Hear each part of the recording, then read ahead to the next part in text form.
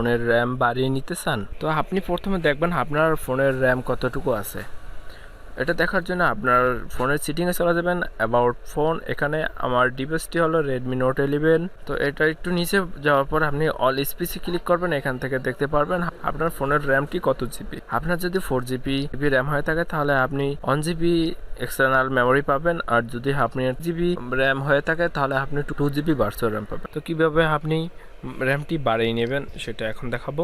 আপনি সিটিংয়ে আসার পর একটু নিচে চলে যাবেন এবং এই লেখাটা পাবেন, এখানে ক্লিক করবেন। এখানে আসার পর আপনি মেমোরি এক্সট্রাকশন এই নামে একটা অপশন পাবেন, এটার উপর আপনি ক্লিক করবেন এবং এখানে আপনার যদি এটার উপর ক্লিক করার পর আপনি দেখবেন আপনার ফোনে কত জিবি অ্যাড করতে পারবেন। এখানে লেখা আছে, আমার ফোনে কিন্তু 1 জিবি র্যাম অ্যাড করতে পারবো। যে পারমিশনটা চাইছে এটা আপনি অন করে দেবেন। রিবোট ডিভাইস, এখানে রিবোটের উপর ক্লিক করবেন, তাহলে আপনার ফোনটি অটো রিবোট হবে, অফ হয়ে অন হয়ে যাবে। আপনার ফোন ওপেন হওয়ার পরে আপনি আবার সেটিংয়ে চলে যাবেন। এখান থেকে অ্যাবাউট ফোন একটু নিচে চলে যাওয়ার পর আপনি দেখবেন অল স্পিচ, এটার উপর ক্লিক করবেন। এখানে এখন দেখতে পাইতেছেন যে 4 জিবি প্লাস 1 জিবি। তো আমার এটা 4 জিবি র্যামের ফোন ছিল, এখন এটা কিন্তু প্লাস 1 জিবি, আরও 1 জিবি অ্যাড হয়েছে, 5 জিবি হয়ে গেছে। আপনার ফোনটি যদি 6 জিবি র্যামের হয়ে থাকে তাহলে আপনি আরও 2 জিবি অ্যাড করতে পারবেন। এটা হলো রেডমি নোট 11 ক্ষেত্রে।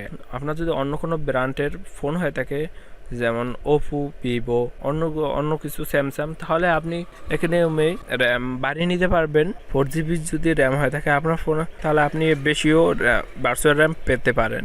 এখন দেখাবো কীভাবে আপনি ডিজেবল করবেন। ডিজেবলের ক্ষেত্রে আপনি একই নিয়মে সেখানে যাবেন এবং সেই পারমিশনটা অফ করে দেবেন, তাহলে আপনার ডিজেবল হয়ে যাবে, ভার্চুয়াল র্যামটি চলে যাবে।